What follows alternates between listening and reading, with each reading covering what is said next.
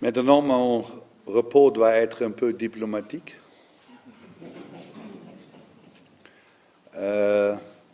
Pense tous les mots que je ne dis pas, parce que quand je dis la vérité, ça ne peut pas bon pour beaucoup de personnes. Il y a 6 joueurs qui dorment dans la même chambre, le même sanitaire, les mêmes douches. Il y a chaque membre de staff, seulement 2 ou 3 sont dans un single room. Les autres membres dorment dans le même lit. Dans le temps du Covid, fatigue après l'entraînement sont, pour moi, et je dis ça avant, j'aime d'être ici, mais quand tu organises un tournoi avec 4 équipes pour un stade, et tu payes, tu règles les hôtels, chaque équipe a besoin de même niveau. C'est un peu de respect pour chaque équipe.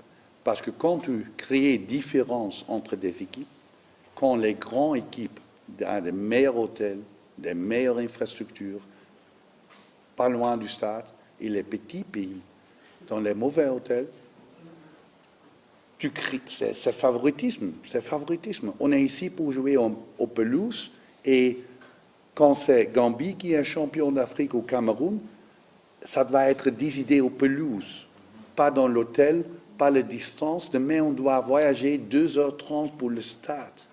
Même joueur, on va être là 1h30 avant le match. C'est 4 heures avant le match. La science dit que tu dois manger 3h30 avant un match.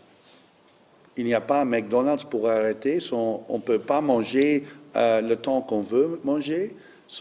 Qu'est-ce qu'on doit faire? Nous sommes des professionnels. Aussi, quand nous sommes un petit pays, juste comme Malawi ou Zimbabwe, on doit être respecté. On est ici pour écrire l'histoire pour notre pays. Et j'ai des grands joueurs en Europe, mais ils ne sont pas respectés par l'organisation. Et c'est vraiment dommage.